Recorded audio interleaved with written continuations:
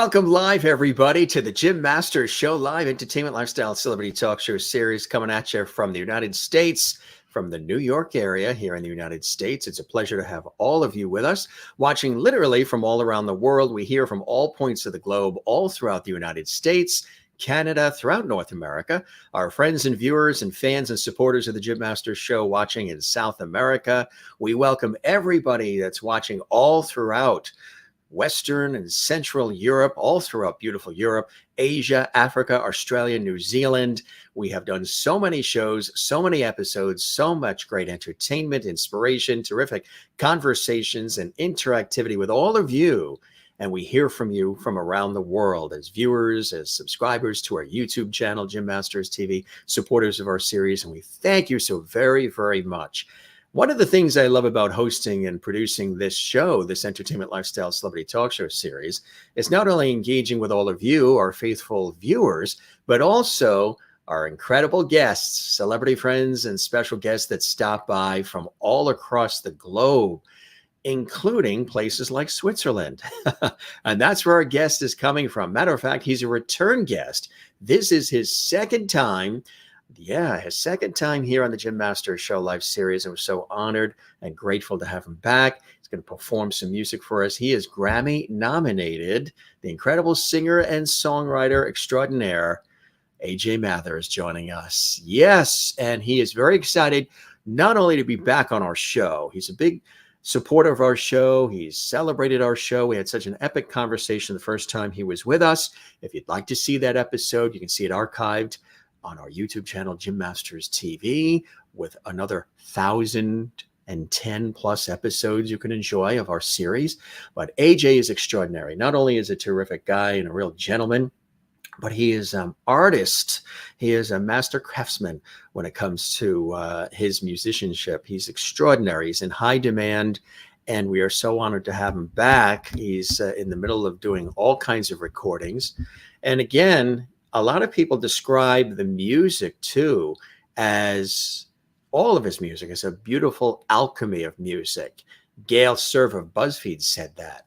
Eclectic, grounded, and always surprising. That's how extraordinary trademark sounds of Grammy-nominated singer-songwriter Ajay Mathur can be described. A musical composition and cosmopolitan smooth shifter between the stylistic worlds, the Swiss by choice with Indian roots, now presents, of course, so much more music. We talked last time about Talking Loud, probably one of the most multifaceted albums of that year, but he doesn't allow himself to be pressed into any stylistic pigeonholes as well. The charismatic singer and musician fearlessly lives out his almost childlike joy, experimenting and exploring, a quality that earns him well-intended comparisons. He's often compared to legends like Jackson Browne, Bob Dylan, David Bowie, Tom Petty, Leonard Cohen, or the Beatles. Yeah, often talked about in music circles in that way. And you'll find out in just a second why. AJ, again, is an extraordinary person. He's coming to us live and direct from beautiful Switzerland. We're very excited about that. And that's where he was the last time he was here. He's also going to be celebrating and sharing some new music. Yes, he has new music just out. And we here in the States, here in America, and of course, all around the world, people are very, very excited about it. Here is the new music that is out. We're excited about that as well. Really honored to have the opportunity to exclusively share this with you. Here's some other great music too. Again, so many people, Little Boat, this was something that was near and dear to his heart. This as well. These are just some covers to some of the others, EPs and singles, albums, things of that nature in his wonderful collection. I mean, there's a lot to choose from. And of course, we talked about this very popular one last time. That's Talking Loud. And here's another. You can stream all the music. You can enjoy all the music, of course, online. You can download the music as well. Absolutely. And we're going to tell you how you can do all of that when we have our fabulous conversation. And we welcome back again to the Jim Masters Show live series, coming to us again from Switzerland, the incomparable Grammy-nominated singer-songwriter Ajay Mathur. Wait till you see the background again. It's not green screen, it's the real deal. Hey, AJ, welcome to the show, my friend. Hi, Jim. Thanks for having me back. It's great to be here. Oh, it is so great to be here. We had lots of, as we call it, JMS Lovity with our Lovity viewers that watch around the world live and those who watch this in the archives. How have you been, my friend? The last time we chatted, uh, we were in the midst of some crazy times and everything was pretty much closed and shut, and we had to make do with what we had. And we had a fabulous conversation then. How are you today? I'm great. I'm creative as always, and it's the thing about me is that when my life gets complicated, I make music. So that's a good thing. So I get into the flow and I create new music, and I just got my new album, Blow My Cover. You guys saw the album cover. It's just out about a week back. It's available for streaming and all the streaming channels. Your favorite channel. Go and look for Blow My Cover, Ajay Mathur, and just stream that. And it's been an amazing journey for me with that album. A very special kind of journey. I'm going to talk to you a little bit about that, probably. Yes. What was the inspiration for it? I love it. And I also love the cover. We want to show that again. It's really, really cool. What was the inspiration for this particular music, AJ? Yeah. Well, Jim, the thing about music is that sometimes you need a spark. Yes. To get started. Yeah. And that spark could be something pretty dire or depressing, like it was about, in 2020 when everything closed down, and all of us in the entertainment brand, sector had to go through a complete, it was cold turkey for us, basically. We were we couldn't do anything. A lot of people also reinvented themselves, and they left their jobs in corporate, and they're being entrepreneurial, and they're taking a look at their lives and realizing what's really important in life, family, and the precious moments that we have, and that life is short. So we might as well come together and be together and enjoy every moment we have, right? Yeah, back then you couldn't really come together. That was one of the biggest problems. I mean, we couldn't see our kids, we couldn't see our grandkids. It was hard. I mean, we could do video chats and stuff. It's not the same as getting them close and hugging them. It's just I need that. I mean, there are people maybe who are happy with video chats, but I'm kind of a physical guy. I like to give a big hug, and I love getting a big hug. So it was quite, when the thing started, everything, all my cons got canceled, everything got canceled, basically. Life got canceled, basically. So I started sort of diving into kind of a depressive, downward spiral. It's the beginning of that started dipping. So my girlfriend, who's a very wise person. She's amazing. She's also a really good life coach, and has helped a lot of people. She said, AJ, everybody's lost control over their lives. Everybody, including you. But I know you. Maybe you should think about doing something, about losing control. Maybe you can do something with your music about giving up control. So I went down to the studio and I thought through that idea.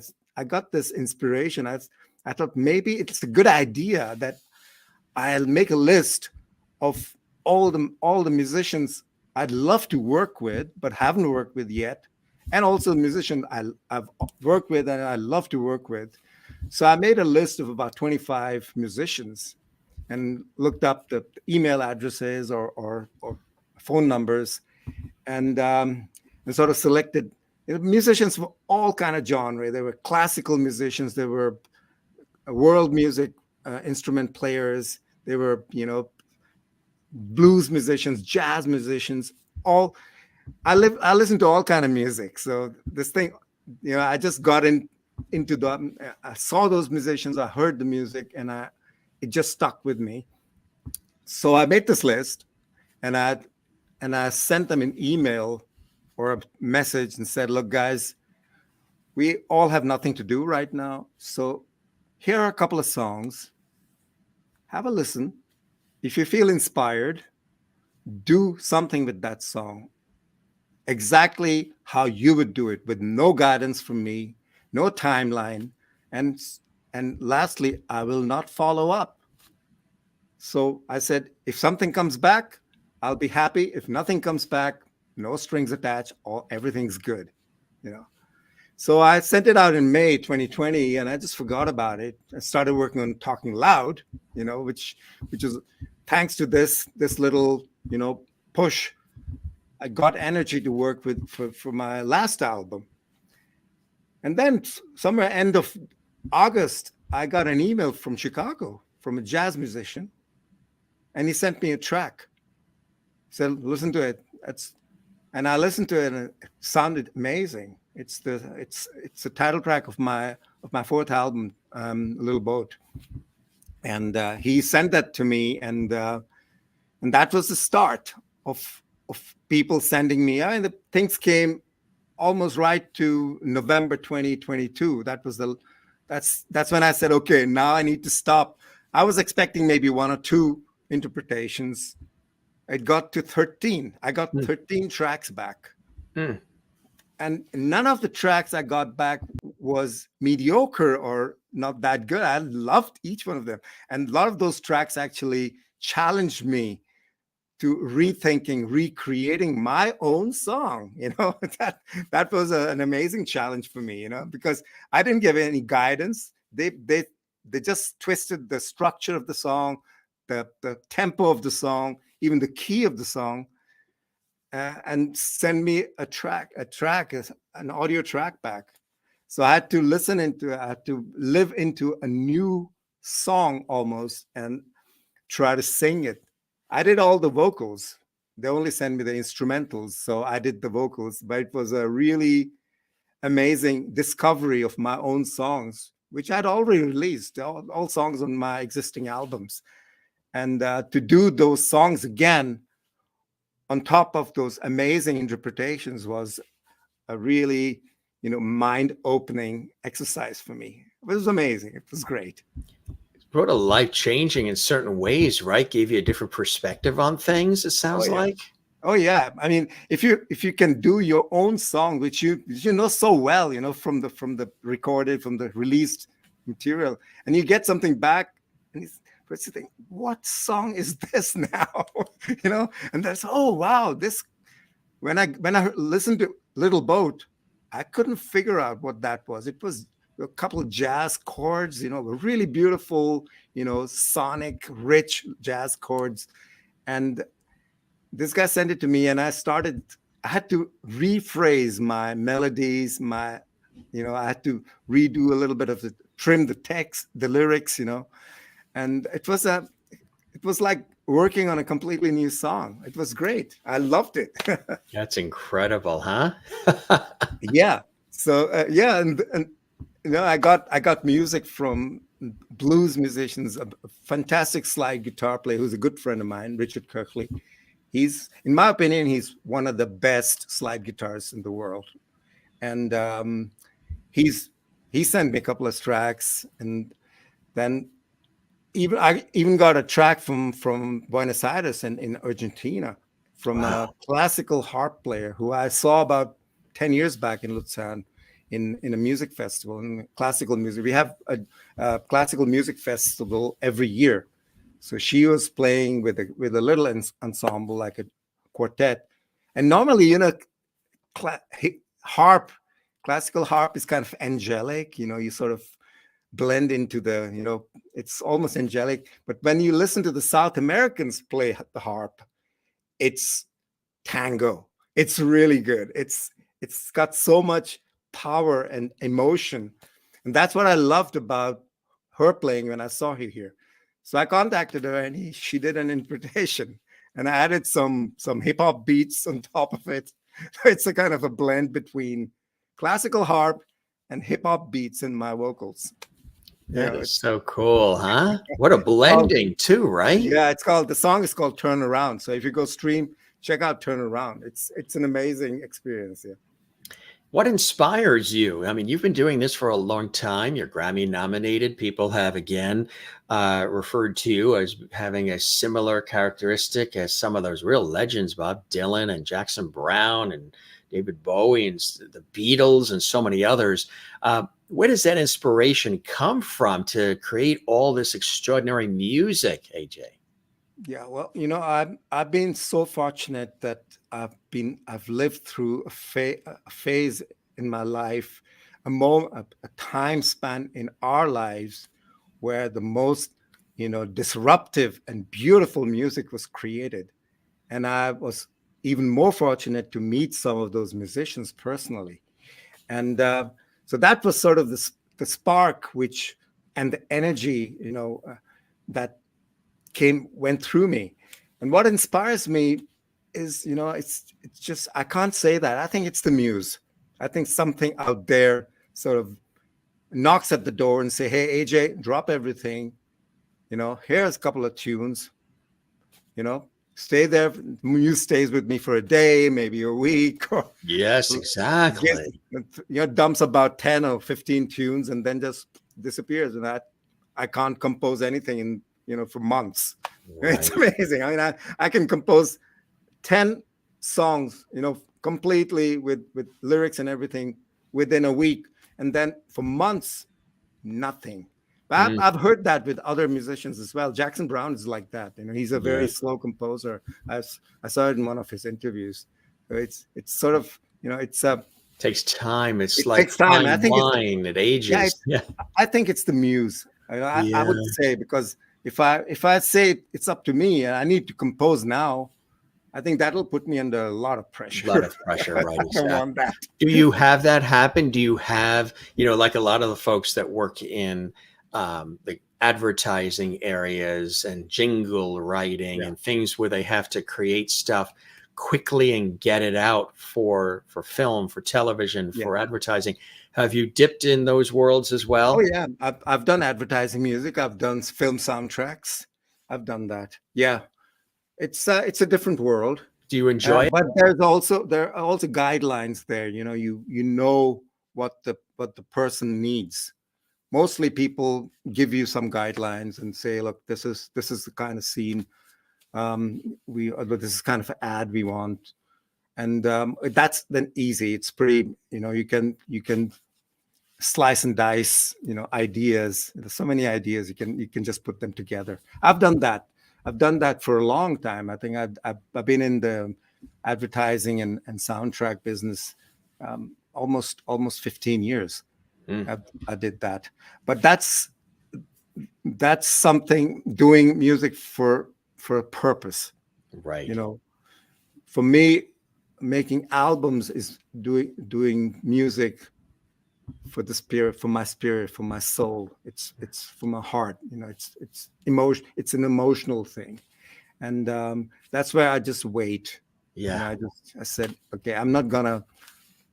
Yeah, well, there's no need. I mean, I don't need to, bring out albums every year or every 2 years, but as soon as there are enough ideas and there's a spark, there's a theme there, then I start working on the concept of an album and start selecting the song, because I'm recording all the time. I've got songs. I've got, even now after this album. This is, by the way, below my cover, vinyl. It's got a beautiful record, vinyl, and an inset. Look at me. That is so cool, and that it's on vinyl, huh?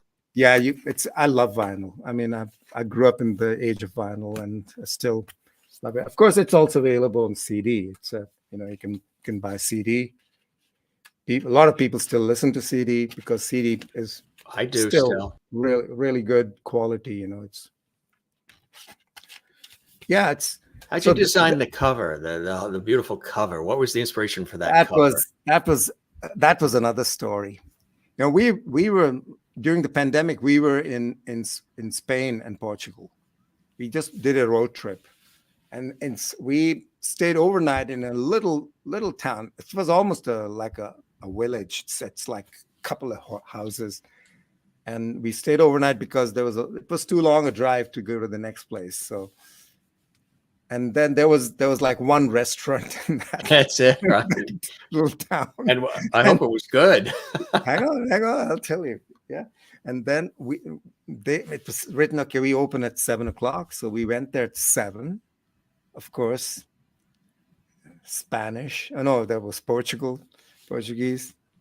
7, maybe 7:30, maybe 8. You never know. Like New York. They'll come. They'll come. Yeah. That's it. And there's another couple came and waited with us. So we started talking. They were from Australia. So we talked, and we sat down together. We had great dinner. The food was excellent. It was local food. The place was packed full of people. It's always a good sign if there are locals there eating with you. Food is always good. And so we had a great time. And then after a couple of years, I got an email from them, and it said they're in Switzerland. They're in Europe. They're coming to Switzerland and would love to meet you guys. I said, sure, yeah, that'll be great. So we met them in Lucerne and had lunch with them. And Jean-Pierre, he's a passionate photographer. So he was showing me these pictures which he took in south of Spain on the beach, all the pictures. And then this picture came up from the album cover.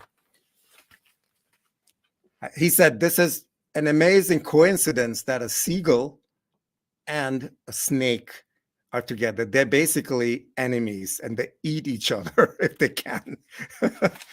So it was an amazing picture. And I thought to myself, man, this is exactly below my cover. It's the trust.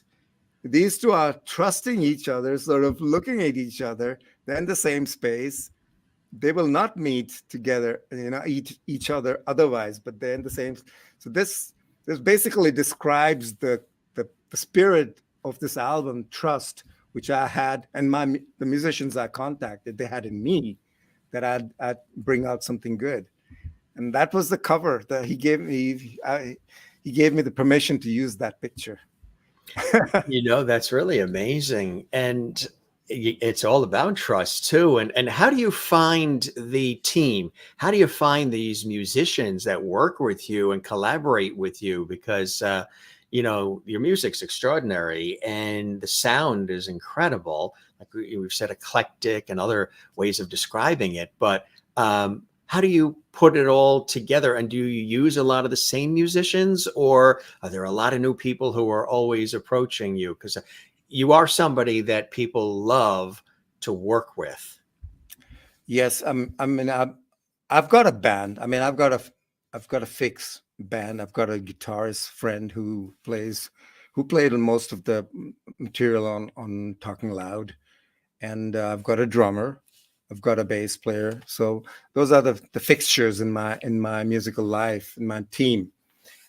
But I'm so open to, if I see and hear something which attracts me, which I find extraordinary, in terms of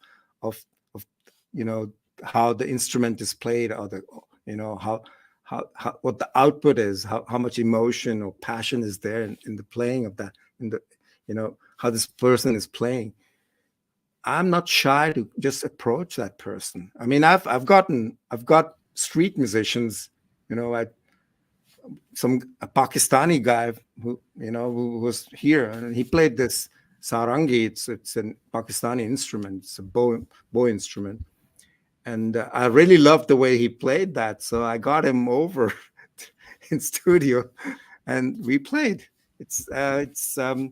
I'm not bound by I've got to play with exactly and work with exactly the same musicians.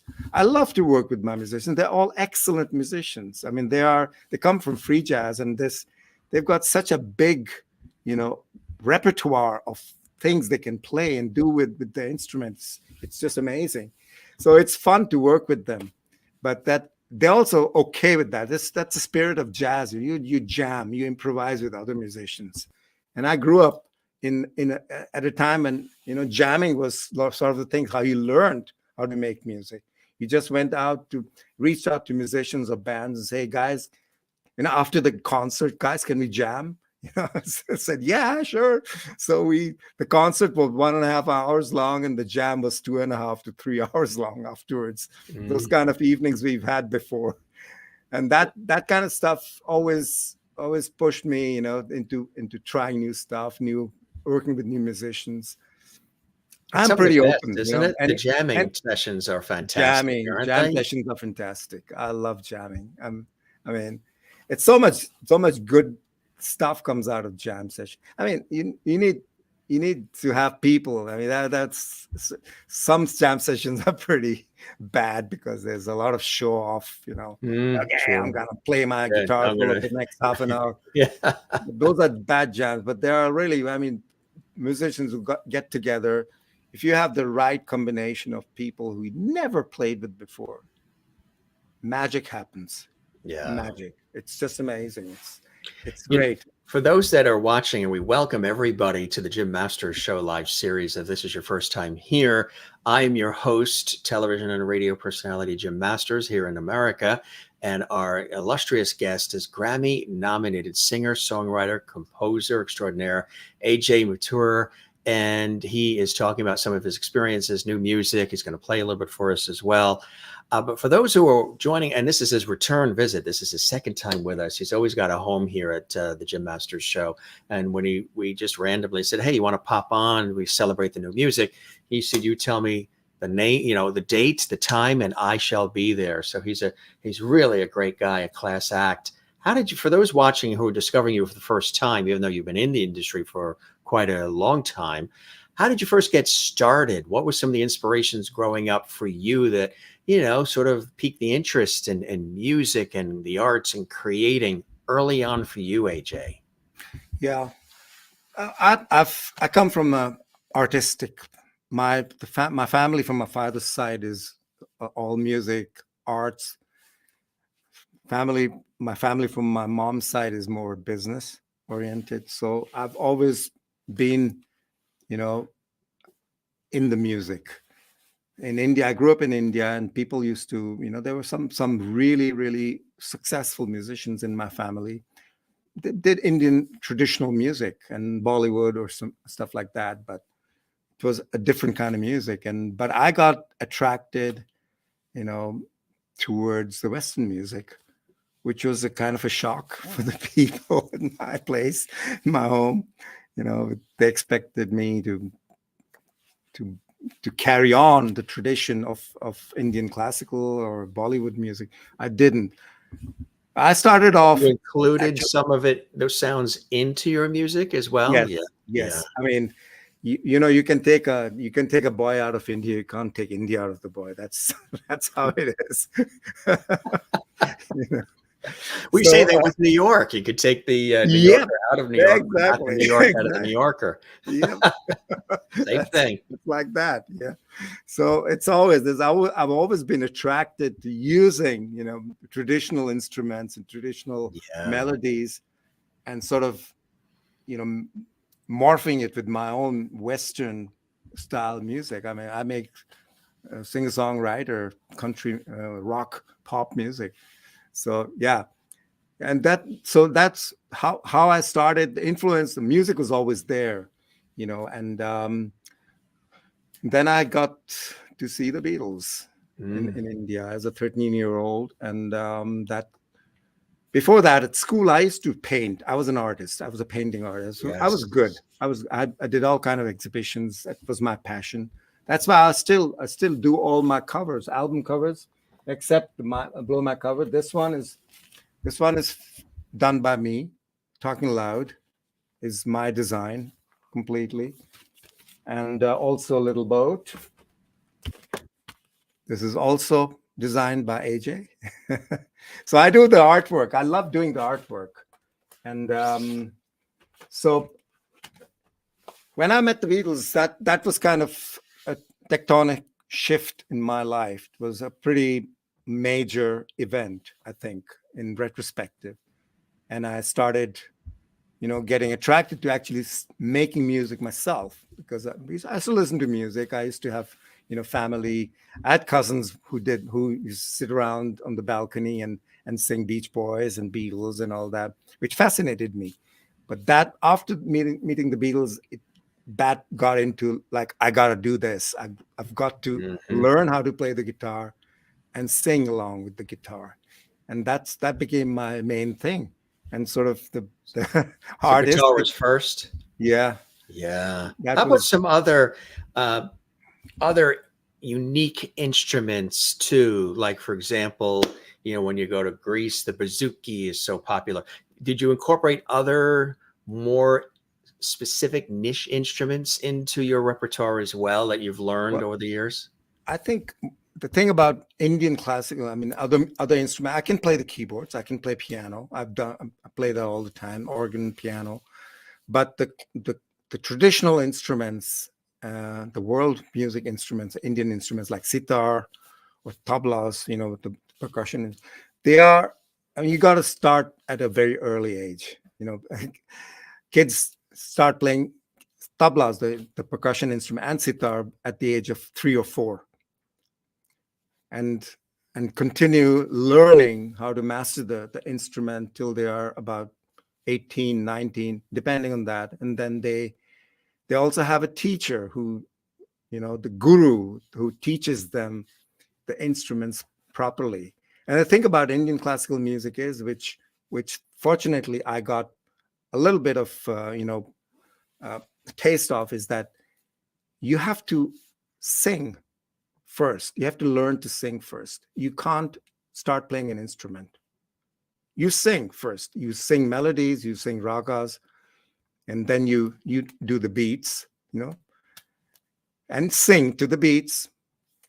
So the first lesson, first thing you need to master in Indian classical music is singing out the melodies. So every Indian musician, traditional musician, can sing, must sing, has sung.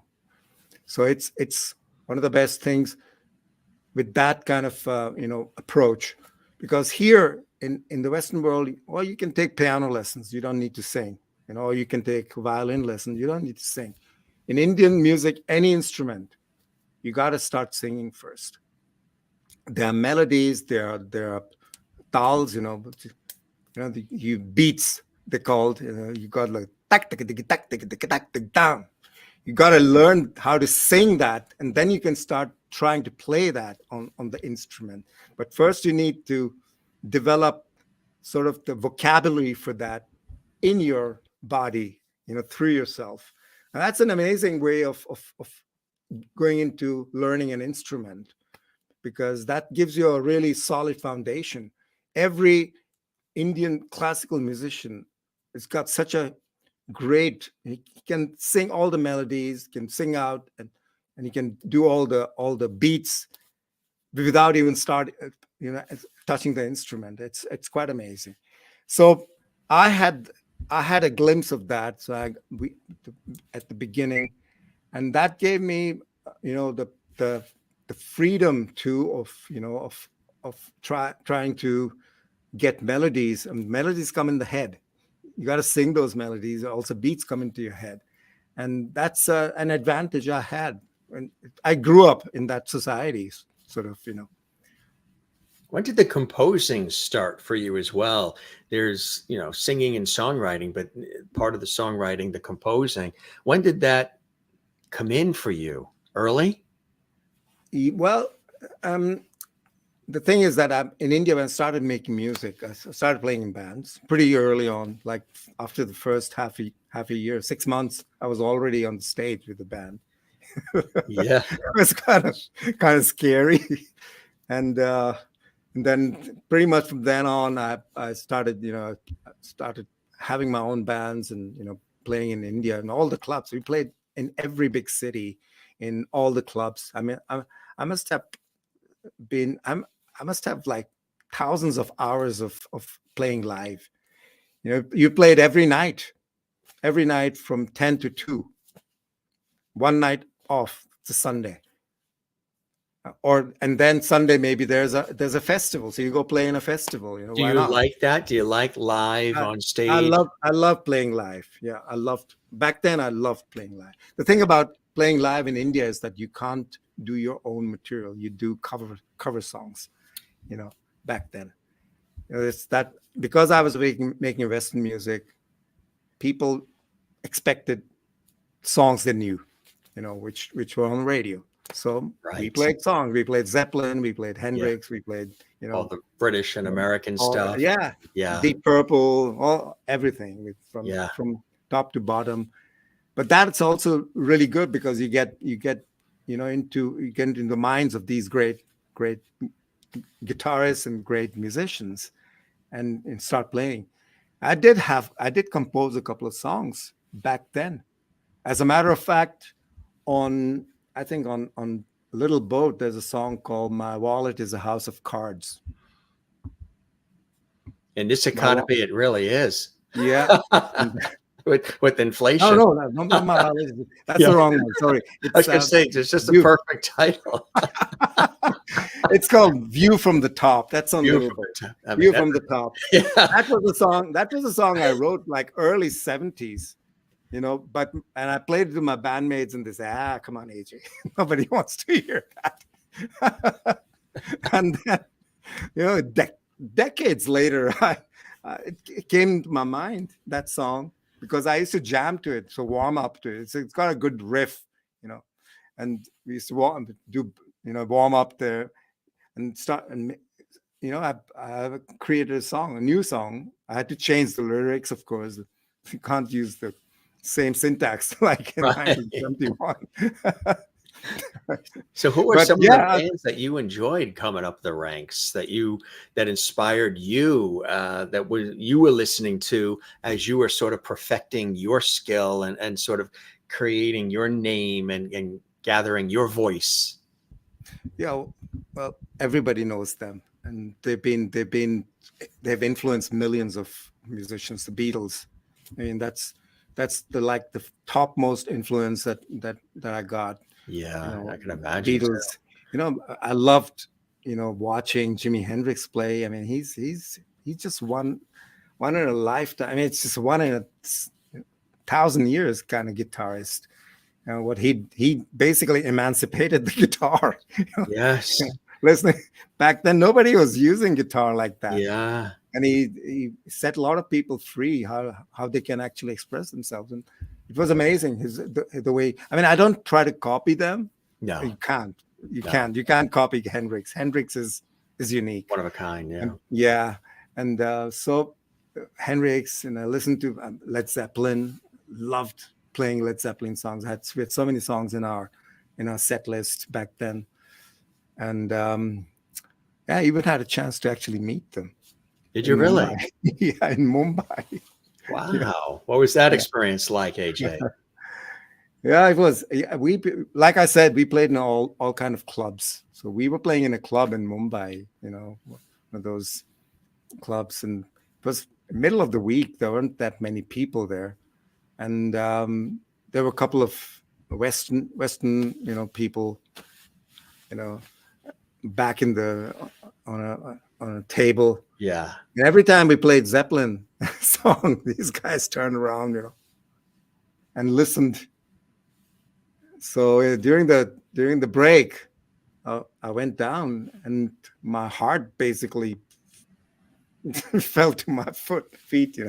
Said, can that be that you are Jimmy Page and Robert Plant? They were actually both of them there with their manager. Yeah. Said, yeah, we are recording in Radio Gems, in that studio. We were doing some Indian instrument recording. I said, Radio Gems belongs to my cousin. I'm going to be there tomorrow. Oh, what a small world, huh? Yeah. So next morning I was there. I was in the session. I was just watching. I mean, it's just amazing. They didn't play there. They were there to record orchestra, Indian kind of orchestra. Stuff which they did in song like Kashmir. Yes. That's the kind of stuff they recorded. I don't know if they used that stuff or they did some other recording. they were doing all kind of experimentation back then. It was amazing. It was great.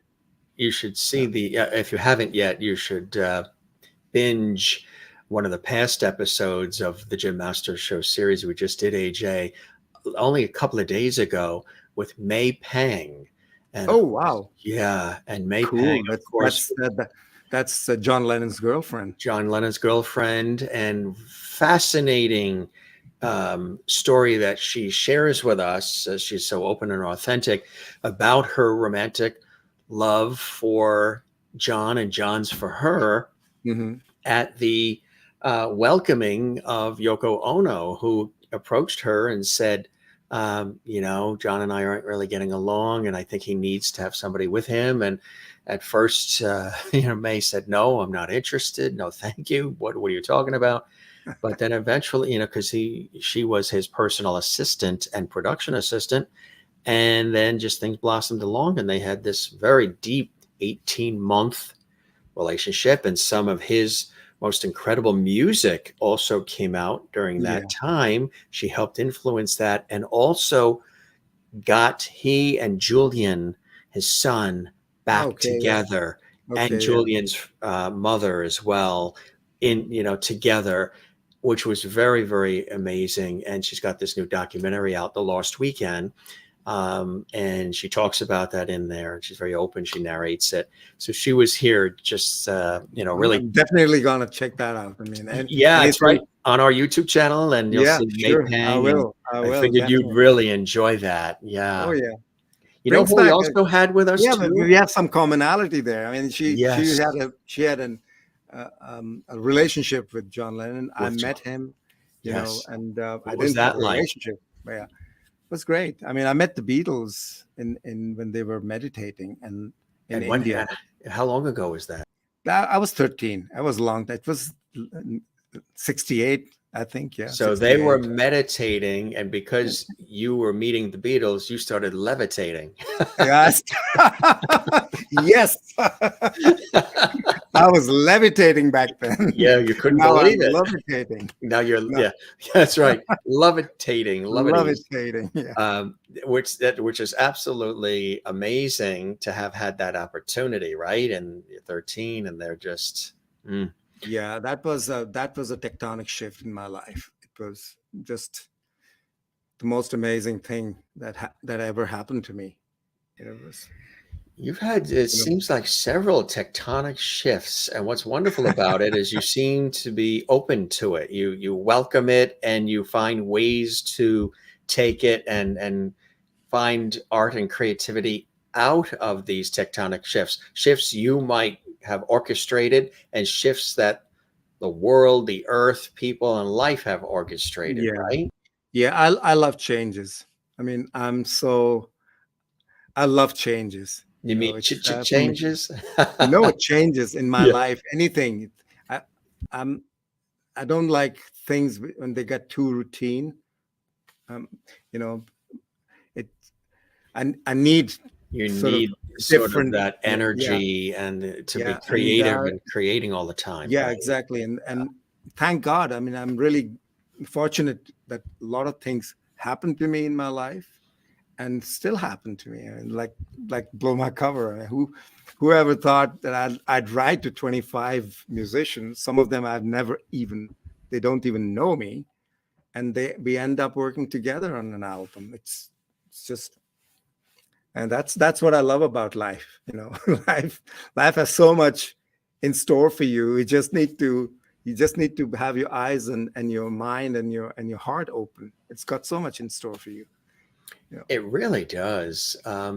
What do you do on the days off how do you find balance from the music so you can sort of unplug and reboot and come at it fresh with a fresh approach? What are some other hobbies and different things that you like to do, AJ?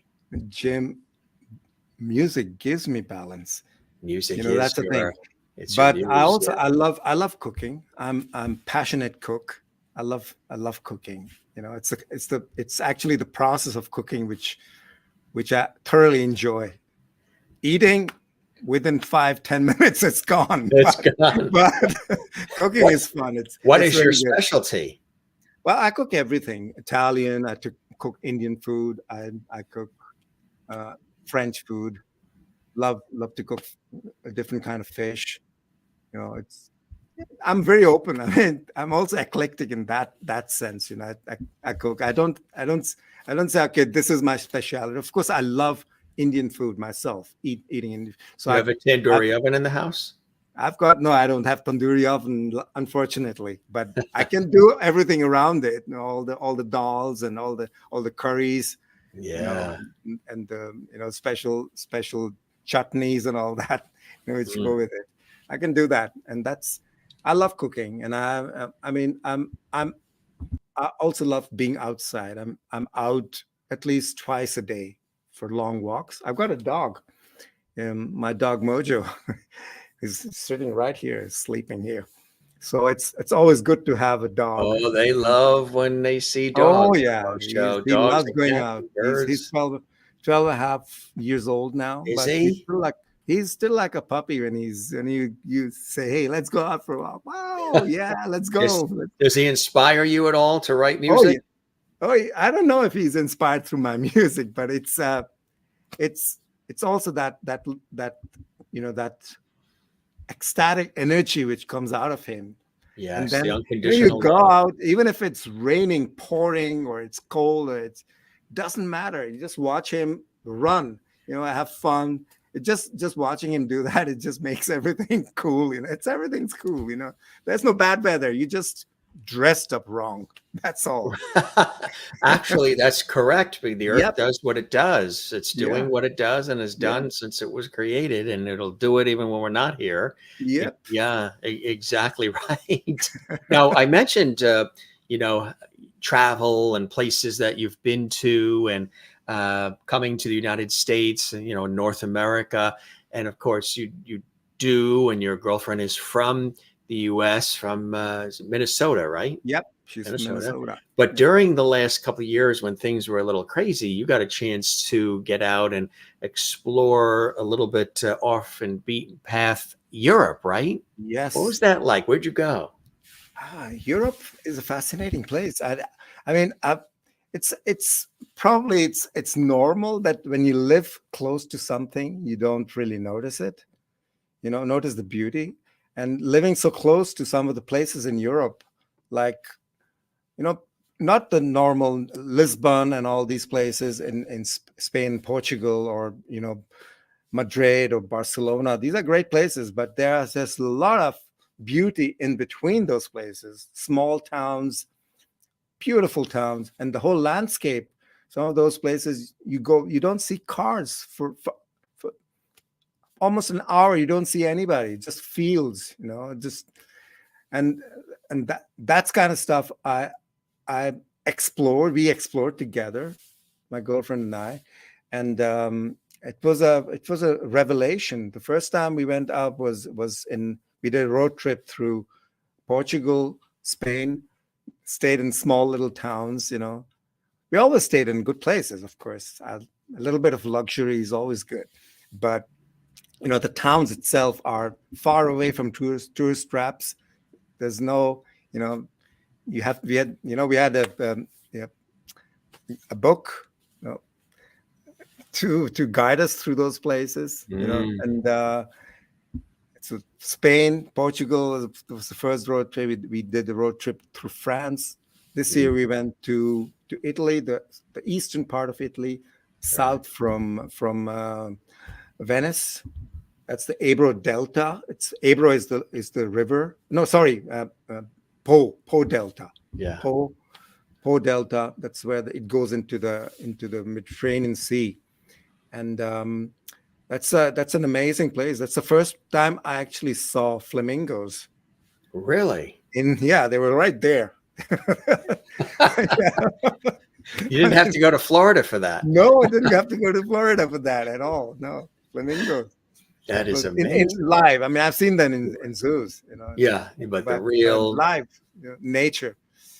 That's the first time I saw those. wow, that's And incredible. those places. I mean, some of those little towns, are little gems, and they're so they sort of go slightly under the radar of the normal tourists, and Yeah. people come from abroad into Italy. They go to Milan, they go to Florence, they go to these places. These are good places, but you go to Ravenna, which is just blows your mind, that little place, and then you got from 6th to 9th AD, the 6th century to 9th century, they did special mosaic rocks with gold and silver and colors back then. And there are beautiful churches with those really amazing, intricate mosaics. I didn't even know about that. And we just got there and just went crazy. It was so mind blowing, That's incredible. And Dante, Dante. Oh yeah, he's the his bones are there. That's right. And there's an interesting story about that. Dante was the Pope wanted the bones back. He died in Ravenna. Pope said, "We want the bones back," in Rome. So these guys in Ravenna said, "Hell no." So first they say, "Oh, we can't find his bones," and say, "Oh, we found him." So they loaded some bones and sent it off. It wasn't Dante's bones. So what's in Rome is somebody else's bones. Wow. And that's documented. It's Yeah. not. So they basically tricked the Pope into, keeping Dante's bones there. You can have a look at them. I was going to say, tricking a Pope. Could you imagine? Back then it was deadly. Potential repercussions, right? Starting with lightning. Yeah. Talk about tectonic situations. Yes. Oh, yeah. The viewers have been saying hello, all of our viewers watching around the world, and the live viewers. And we also, you want to say hello to all the viewers who will be watching this later. We have thousands and thousands of folks that watch all around the world. Some watch live, some watch later, which is beautiful. We welcome all. Everybody's fascinated by the guitars and the fabulous room that you're in. And we just want to verify, folks, that's not a green screen. It's not a fake wall. It's not a carpet. This is the real deal. Tell us, since everybody's so fascinated by what's all around you, you seem to be in a very sweet spot there, and very happy place there. Tell us about this magical room you're in, AJ. Yeah, it's my lounge. I call it lounge. It's my creative place. It's my studio, basically, where I create. I listen to music. You can see the albums at the back. So I got all my guitars. I got all the equipment for recording, and back there I have a pretty big room where even my band can come and play. We set it up and we record. So it's a really beautiful place for me. And sometimes this place is called studio. Sometimes it's called the man cave. But it's my comfort place. I love being here. And my Mojo, my dog, he loves being here too. He's always with me right here. He's got his mojo. Mojo. Everybody wants to say hi. Everybody. Mojo, they do. Come on. I don't need to be part of that. He doesn't know what he's missing. He could go international. Yeah, he just lays down now. He just went down like that. He's making sure you're okay and you're good. Quiet, secure. He's always next to me. He's always next to you. He's like my shadow all the time. He's just there. He's such a great energy to be, to have around you. Yeah, it's great. You've got some beautiful guitars behind you too. I've got all guitars from all the phases of my life. I mean, the first guitar, when I came to Switzerland was in 74. So 1974 Stratocaster is my first guitar. So it should be somewhere back there. And all along, I've got a couple of Stratocasters, and, Fender Telecasters, Gibson. I got a 12-string electric back there. See? There, yep. And of course, acoustic guitar, like here is a Gretsch, which my girlfriend actually bought in Minneapolis and took it with her home So this is love. Buying a guitar in Minneapolis and Oh. schlepping it all the way to Switzerland. Wait, they use the word schlepp in Switzerland too? Yeah, it's from Germany. Schlepp is a German That's word. right, it is. Yeah. What, and we'll have you play some things. What was the inspiration to have you? Did you go directly from India to Switzerland, or are there other stops in between? And what brought you to beautiful Switzerland? Yeah, well, love brought me to beautiful Switzerland. I met my future ex-wife there, so I was totally in love. She was in love, and so I was 20. I mean, that's the age, and we stuck together quite long. I mean, we also played together in my first band in Switzerland, which was quite successful. Main Street. She used to play keyboards, and somehow we lived our lives apart, and it didn't last a lifetime. So, well, it's okay. No regrets, no grudge, nothing. It's just the way life is, I guess. Right. And now I'm with a beautiful partner who's very inspiring. She writes a lot of lyrics in my songs as well, right. Mary Lou. Yeah. She's a very inspired person. She's a poet and a writer, and also a life coach. Like I said, Yes. she sort of picked me out of that, that hole. Said, okay, AJ, do something with losing control. Yes. Do something.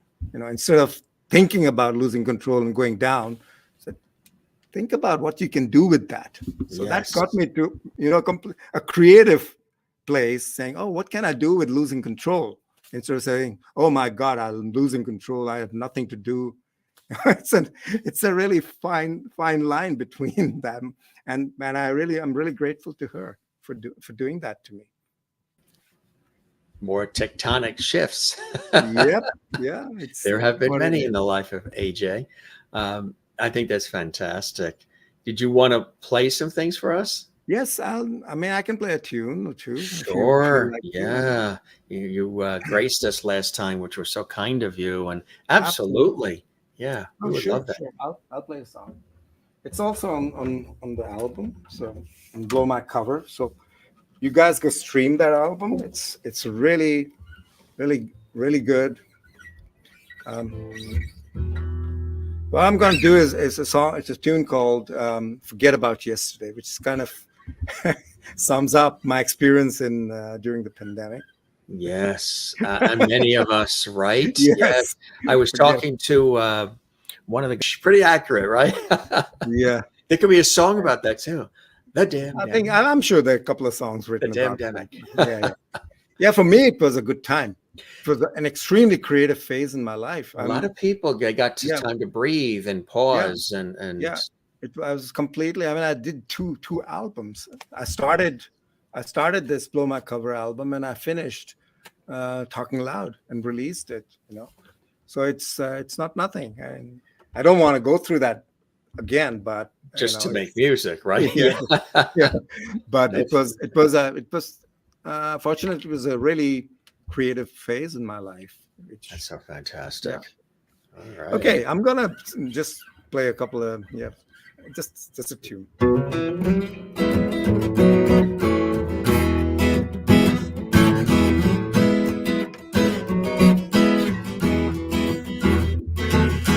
Days when you feel like red is green,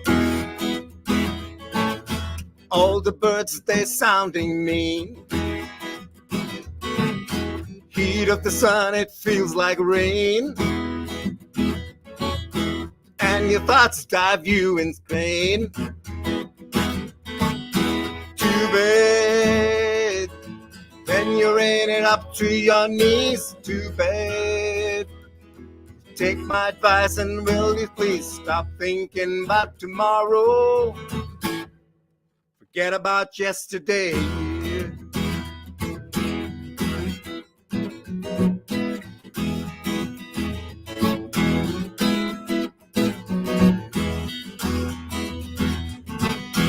days when your life is upside down.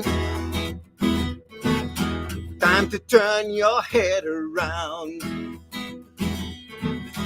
Everybody's getting sick of you. You can't figure out why you got the blues. Just do it. When you're in it up to your knees, do it. Take my advice and will you please stop thinking about tomorrow. Forget about yesterday. Stop thinking about tomorrow. Forget about yesterday. Stop thinking about tomorrow. Forget about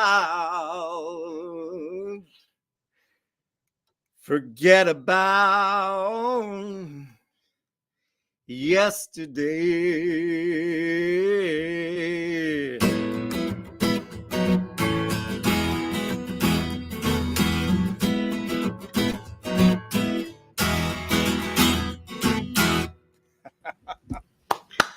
Bravo, bravo. Thank you. That's a great song and a great rhythm. Yeah, I mean, it's a fun song. It's really, I love it. Yeah. Feel good song for bad times. Yes, absolutely right. Yeah, it's really, really cool. And our viewers are commenting, loving it. That's really great. And thank you. Again, that's on the, it's the first song on the album, Blow My Cover. Originally, the song is on my Little Boat album. So if you get a chance to, compare both the versions, they're pretty different. And that's the beauty of Blow My Cover album. The songs sound completely different. So you can listen to this version and this version and see what floats your boat. Yeah. What floats your boat? Yes, absolutely. Yeah. Did you have something else you wanted to tickle us with? You want to hear another one? Okay, I can play another one. I like that. It could be anything that comes to mind. Okay. You're so good with this, and it's so hard not to listen to your great voice and just incredible musicianship. Thank you. Yeah, it's fun. I'm gonna do a tune. It is also on Blow My Cover. It was a lesson in life for me when about telling people the unvarnished truth to the face, and sometimes it's probably not the best thing to do, but I lost a friend, but I got a song, so it's fine. It's a winning thing. The song's called Turnaround. It's a song I wrote it's something that happened to me with a friend. I'm going to tell the story afterwards.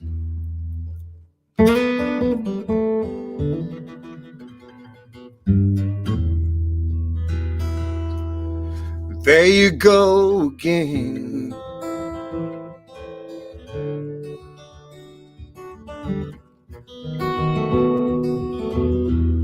There you go again. Spilling all your troubles to me. Be the way you are. It's what you say. You're trying to be. Change your situation. Save your reputation. Stop making up the face you wearing out. Turn around. What you can't give up is the easy life you're leading. All your luxury, it doesn't bring the high you need, and change your situation. Save your reputation. Ain't no way to carry on. Oh, life is so frustrating. Fun isn't there for taking. Stop making up the face you wearing out. Don't you think I know he pays your bills, displays, and owns you? Got no love to show. Money's all you hanging on to. Change your situation, save your reputation. Stop making up the face you're wearing out. Turn around, yeah, yeah. Turn around.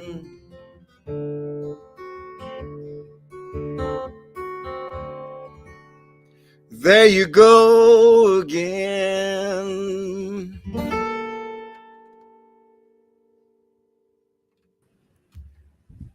That is really beautiful, AJ. That really is beautiful. And it's so deep and so moving and meaningful, right? It was a conversation. It was a conversation I had with a very good friend who suddenly got married and lived somewhere in Spain.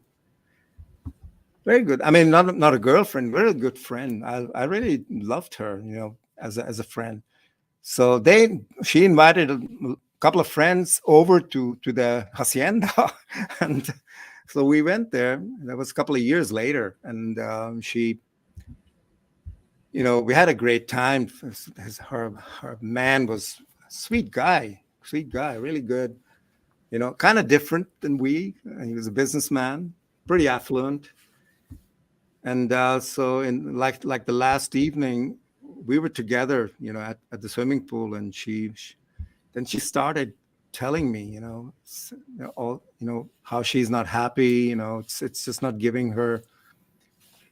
So I made the mistake of telling her what I sang in the song, "Change Your Situation." Don't you think? I think he displays and owns you. There's no love there, I think. Well, I never heard from her again. Probably it was too much. It was too direct. And which is a lesson learned in life. You were right. I shouldn't do that. I shouldn't. But I thought, when she was opening up to me so candidly, but I was young. I've learned that lesson. It won't happen again. But I got a song out of it, which is the song, right? Exactly. I got a song out of it. Yeah. Right. So many artists, they pen music that, especially when vocal, they pen music that really speaks to their experiences, their own experiences in life, people they've met, things they've gone through, and that's what makes it so relatable. Do you also love creating instrumental music as well? Yes. Yes, I've done that a lot during my days when I did, like film music and music for commercials. There was a lot of instrumental stuff I did. Now, less, because I've got of course instrumental mixes for my album, all my albums, all my songs which I've recorded. There's also an instrumental version, which is more for the purpose of sync, for purpose of, as a background music in a film or TV show. You can use the pieces out of it. It's good stuff. It's well recorded. It's catchy. So that's what I use it. I don't release instrumental music. I'm not that kind. I love lyrics. I love to tell stories and a storyline with it, right? Yeah. Feeling and there's nothing compared to a human voice.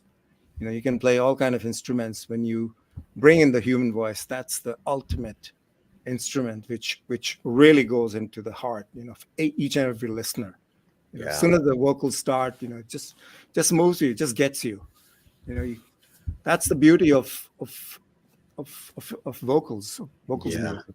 absolutely. I think only one of the instruments that maybe comes close, and I think we talked about this. I mentioned I've always loved the cello as well, and I interviewed a cellist in my professional work on television, and he was a Juilliard grad Yeah. and a brilliant cellist. And I said, let me throw this out there. I said, whenever I hear the cello, for some reason, I could be in the middle of doing anything and it just stops Yeah. traffic for me. The warmth, the depth, the tonality of it, the meaningful, authoritative, yet warm, enveloping sound of the cello. And he said, makes sense, Jim. And I said, really? He said, yeah. I said, because whenever I hear the cello, I always say that if the human heart made a sound that replicated the sound of an instrument, that depth, that warmth of the cello would be it. And he said, makes sense, Jim. And I said, really? How come? He said, because the cello, in the tonality and everything about it, is one of the instruments closest in sound to the human voice. Voice. Yep. So that's why you're humanizing it and you're feeling a warmth and a depth, and it stops traffic for you. Yeah. Um, Pretty cool observation there, huh? It's cool. I've got a song with cello and Japanese koto on my Wow. cover. Yeah, that was also an amazing collaboration. You know, it's a song. What's it called? Um, Ordinary Memory. It's on this album. It's also from Little Boat. The original is on Little Boat, but this interpretation is by a Japanese koto player. She's the daughter of probably the the, the master koto player in Japan, and I got to know her through a project she's done with a beat maker. Mhm. So she mixed sort of traditional koto, which is a Japanese harp. She mixed it. They mashed it up with beats, and this girl, the beat maker, also sang in Japanese, something like Yoko Ono, but a little bit more melody. And so I really enjoyed that combination. That was quite energetic. That combination, I loved it, and I thought, if you can work with the beat maker, you can work with the rock musician as well. So Exactly right. I Yeah. wrote to her. I said, look, here's the deal. A couple of songs. You want to go have a go at it. Great. And then I heard back from her, and she sent me a couple of tracks. Said, I'll do it a little bit more traditional, like this. I said, perfect. Do whatever feels good for you. Whatever And feels she good. sent me these koto tracks. But at the same time, I had written to a cello player in New York. So I've got a cellist from New York. Rachel is the name, and so Rachel also wanted. She was supposed to do the same song, and so I sent her the koto track. I said, look, do something with koto. Do something with your cello. And she recorded a couple of tracks, cello. So on Ordinary Memory, we have koto from Tokyo, Japan, cello from New York, taiko kind of drums, those Japanese traditional drums, played by Fausto in Italy, and vocals from yours sincerely in Switzerland. It's amazing. You know what I think is amazing too, and I've always found it fascinating, and it's just the way it works. Um, when you sing, just like anybody who sing, I've always found it fascinating here in America when we hear the British singers completely lose their accent, and they almost sound like they're from Chicago or New York or Nashville or LA or anywhere USA. You have that same quality. The slight Indian accent that's there sort of washes away when you sing, and it's as if you could be from Nashville, Tennessee, USA. Yeah. It's Yeah, it's incredible. like it's the articulation, I think the words, singing lyrics make a kind of sound, and they are there to sort of project certain things, and you can only do that in that perfect tonality of Nashville or Chicago or New York or London. It doesn't matter. The biggest impact of the message comes from the articulation of the lyrics, how you sing them out. And that's quite important. But that happens kind of subconsciously. I don't say, okay, now I'm gonna switch to now we're going to put the Nashville hat on. The Nashville filter is in. Oh no, I need the Chicago one. Okay, exactly right. Oh, I need the French one. Yeah, we do that here, I think. I'm going to sound Southern. I'm going to sound Northern. I'm going to sound Western. I think in film and television, you have to do that. Yes. Because you're talking. Talking is different. It's more. Yes. It requires more conscious specific effort dialects. To go into, Singing is. I mean, singing is a lot of people who stutter who are excellent singers. There's no stutter when they're singing, and that's the amazing thing about singing. I've known excellent musicians, and also people who Well, Mel Tillis, the legendary country performer, had a tremendous stutter, but then when he started singing, it went completely away. That's how it works. Singing is good for that. Sorry. I was going to say, what are some other exciting things that you're excited about that are coming up for you, AJ?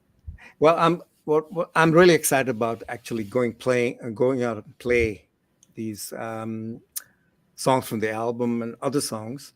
I've got a different concept now, so I'm going to be the solo act, and I'm going to get guest musicians, different instruments, different musicians I probably never worked with. Local musicians, I'm going to get them, and in this way, I hope each and every concert of mine is different. It's different. I mean, there's of course me as a sort of guiding line, as a red line through everything, but getting new musicians, new instruments. Like in January, when I'm going to do the album release party, I have a Swiss, button accordion player. It's like, doesn't have keys, it's got buttons. It's very popular here in the Swiss folk music. It's called Schweizer Ergeli. And it's a little instrument. It's got buttons, and you have to play, it's like an accordion with no keys. Just a small. And he's when I met him, he was 17. He was finishing his graduation work. He wanted me to record some of his compositions. So he came over to the studio. I said, sure. He's a student, I've got a studio here, no problem. So we started playing, he recorded, and I said, wow, this stuff sounds really good. I asked him, who's the composer? Where did you get these tunes from? He said, I composed. Wow. He's 17 back then. So we talked about my project, Blow My Cover. Said, look, I'm working like that. If you think it tracks you, can do something. He said, well, right now I've got exams, and I've got to deliver this stuff. Maybe afterwards. I said, fine. No commitment required. It's all good. And suddenly in November, he called me. He said, I got something. Can I record? So that's the title, Comedians. It's on Blow My Cover. The Comedians is actually on Talking Loud album, and the original is a string quartet and my voice. Just string quartet and me on Blow My Cover. Yeah. Wow. And here on Talking Loud. On Talking Loud, it's just string quartet. And on Blow My Cover, it's just this button accordion and me. That's it. That's now cool. it changes. It's almost bohemian sound. Right. It's very, very like gypsy and a musette kind of sound, French, little melancholic, but also really free-spirited kind of sound. It's beautiful. You've got to listen to it. It's I was so thrilled to hear what he did with that. To be able how he interpreted that. Bring it to life in that way. Yeah, and he just came in and recorded, three voices, and that's it. Bye. There's some other quick things we wanted to slide in here too. Tell us about that. Oh, I Need You Now. That's the first single from my album, um, Talking Loud. Yeah. Yeah, that's a really good song about, completely expressing your feelings to somebody. I mean, we always hide behind, Yeah. oh well, maybe, let's see what this other person says to me, and then maybe I'll say something. Maybe I don't need to get too close, Mm. just keep a distance. Let's keep this person warm. This is about, I need you now. I want to hold you. I want you to have by my side. Right I got now. Right. feelings for you. I can't hide. That's it. It's just, and I think that kind of an expression is so important to human soul. It If you is. do that, I mean, there's nothing lost. If the other person says, sorry, I can't do anything, you have to be able to accept that as, okay, That's what it your is. life hasn't changed from yesterday to today. Your life Right. hasn't changed. You're still the same person. You just didn't manage to get the affection of the other person. That's all. That's all. But if you say that and this person says, wow, I've been waiting for you all my life, that's a life-changing experience. I mean, you have to you have to jump into something, and then you might discover, something more. And that's not your life. Incredible. Your situation doesn't change if Right. this person says no. You're Right. the same. Exactly. You have to be able to accept that.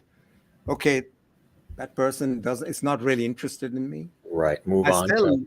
would love to be with that person, but I said it. I said it Right. in no uncertain terms. But if this person says, "Wow, this is what I need," When don't basically want. when they tell you they don't want the phone to ring. Yeah, when this person says, "Nope, No, don't don't ring my call me. phone. I'll call back." Yes.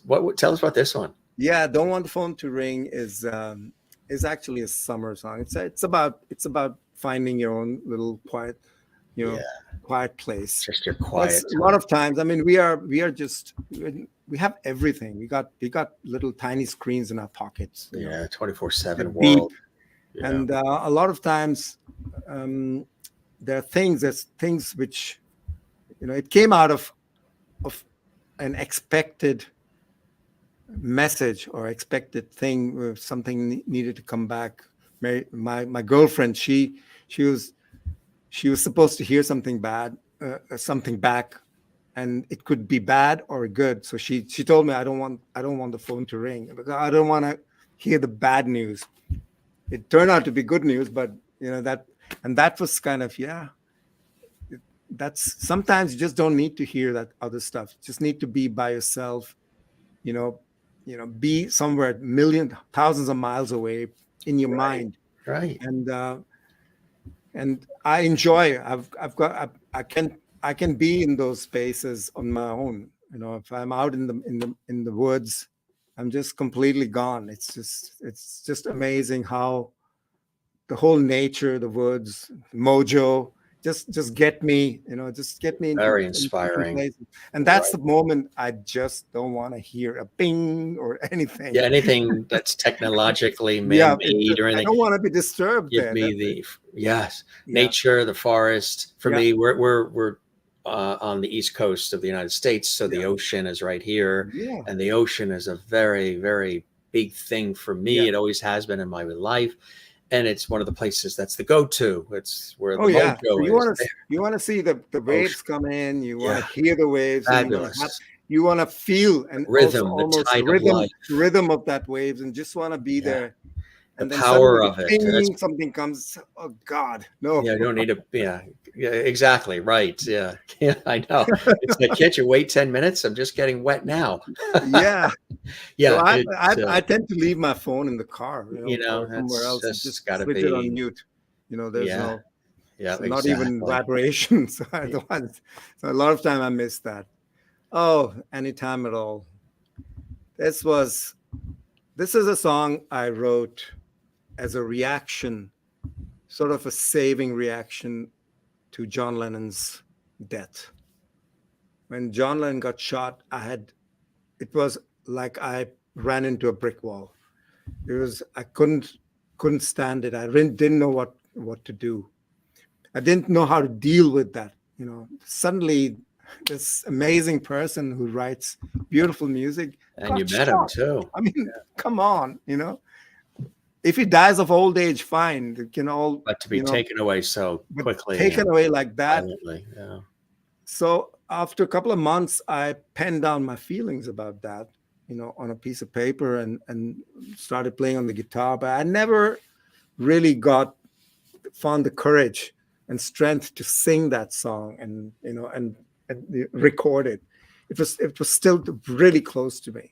Yeah. So when the pandemic hit, you know, and I started sort of initialized this project, you know, I sat in my studio and put Beatles music. I got albums here, put albums out, and started listening to that. I said, "Wow, this stuff is still there. It still makes me feel good. I don't care if there's pandemic here. I don't care. It's great. It's it's feel good stuff." And then I started strumming, and this song came to my mind, really out of the blue. And I recorded a little video which I posted on my Instagram account, and that was kind of the starting point. I thought I should do that song. I should sing that song. It makes me feel good now. Right. It didn't have the pressure back then, which I had back then. It Right. made me feel good, you know, because we were all in a dire place. Yeah. So I recorded. I got in touch with a friend, pianist. Friend of mine. He couldn't come to the studio; it was all closed. So he also has a studio. So he sent me, sent him the chords, sent him the recording, and he came back with this piano, just solo piano. It's incredible. And I added some, pedal steel. Another friend of mine who plays beautiful pedal steel. He's a country musician, but this is not a country song. It's a ballad. He did a beautiful work. If you listen to Any Time at All, the not the Aftermath of Silence, Any Time at All, there are two versions on Talking Loud. The first one is just piano and pedal steel and my voice. That's it. Nothing else. It's amazing atmosphere there. That's incredible. So this was actually also the starting, you know, spark where I thought this is the album is going to be centered around this song. And I started selecting songs for the albums after that, you know. So Talking Loud came to be as a result. Yeah. AJ, this has really been extraordinary to have you stop by our show again and share the new and exciting things happening in your life and updating us and catching us up on all since we chatted last time you were here. And you played some great music for us. You've got the new music available as well, and a fabulous catalog of music. Again, we've been showing, you know, you can go to the website too to check out more videos and all kinds of cool things. And also Spotify, iTunes, all the places you download music. You can all the links are on my website. So all the links are on the website as well. This is the newest of the music with our very special guest coming to us live from beautiful Switzerland. Ajay Mathur is here on the program, or Mathur, as we would say here in America. But I like the way you say it because it's yours.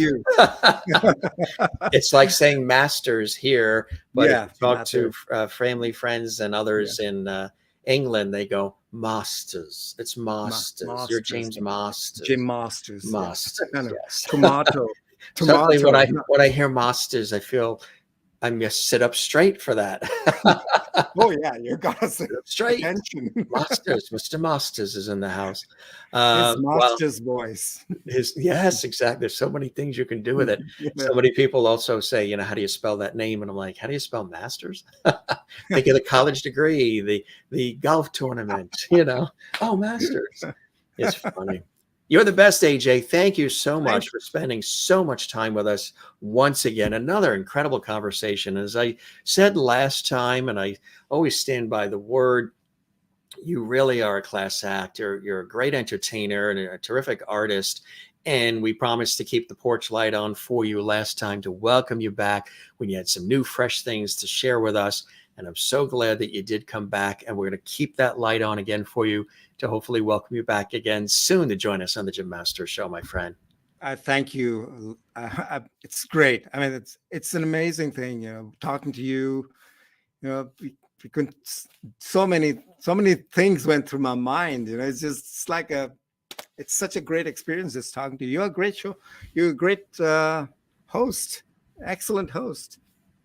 You can listen. You can put in the right questions, and then the train starts moving. You're great. I love talking to you, Jim. I love talking to you as well. It's as if, we're in the same room having a cup of coffee and we've known each other 20 years or something. And that's the best. That's the kind of vibe I like with the show anyway. Conversational, not really typical interview and pre-prepared questions and all that jazz.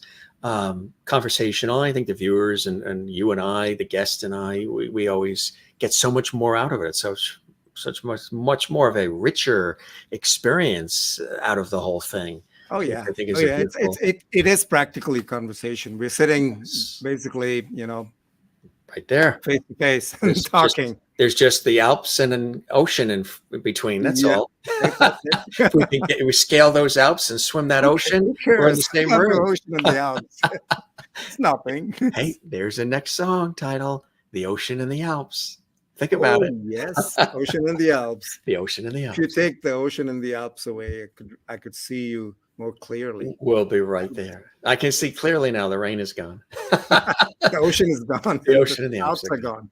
This was fantastic, my friend. Again, spread the word continued about the Jim Masters Show Live. If you know other folks you think would like to pop on, they're welcome as well. And we'll continue to spread the good word about you. And thanks again for entertaining us, for deep, inspiring conversation, laughs, full circle as always, my friend. And congratulations on everything. And you be well, okay? Thank you very much, Jim. Thanks for having me. It was great to be with you and talk to you again. A pleasure. I'll be back. Hopefully, he'll be back, like Schwarzenegger said. What would be a wonderful way to say, I'll see you later, kind of thing, in Indian? In India, oh man, that's a good question. I left India almost. Is there like a word that's like a goodbye or a typical "see you later" or "thank you" or like a phrase they? What we say in India in the slang is "chale." It's a cello. We'll see you. Come on. We'll see you. Perfect. That's what we say. We don't say goodbye. We say we'll see you. Cello. Yeah. I'm sure my Indian friends, if they're listening, they're like, that's not how you say it. That's not how you say that. You gave it a shot. That's like 50 years back. That's how we kids used to say cello. Bye. Good stuff. Well, cello to you and all the rest. Sayonara and cheers and slancha. And Auf Wiedersehen. Auf Wiedersehen. That's Swiss German. That's it. Yeah. You be well, my friend. Thanks for being on the show. Always a pleasure. Thanks for having me, Jim. Thanks. Absolutely. Great talking to you. We'll chat again soon. Bye, guys. Bye. The lovities. All the lovities. Yes. All the lovities. Bye. They send their Thanks love for as being well. There. Yeah. Oh, they're there. Thanks for being there. You got it. Take care, AJ. Bye. Cheers. Ajay Mathur, right here on the Jim Masters Show Live. I hope you enjoyed it, folks. There is his website. Check out all the fantastic music, ajmathurmusic.com. There's the spelling for you as well. Absolutely love this conversation and always love chatting with him. There's the newest of his music. You can download everything, of course, Spotify, iTunes, all of the great places where music is sold, and you can download it. He's a great guy. He's a dear friend, a big supporter of the Jim Masters Show Live series. We appreciate him being with us. We appreciate you being with us as well, everybody. If you enjoyed this episode of the Jim Masters Show Live Entertainment Lifestyle Celebrity Talk Show series, don't keep it a secret. We would love it if you give this episode a like. Click like on our YouTube channel, the thumbs up like. Leave a comment for us as well. Share this episode on your social media. And subscribe to our YouTube channel, Jim Masters TV. Doesn't cost anything. We would absolutely love that. This is your host, Jim Masters, thanking you for your time this time. Till next time, come see us again. If this was your first time here, we're here broadcasting from the United States all around the world to entertain, inspire, inform, have some laughs, and have a good time with all of you right here on the Jim Masters Show Live. Thanks again for being with us. We love you all. Take care and be well. And cheers.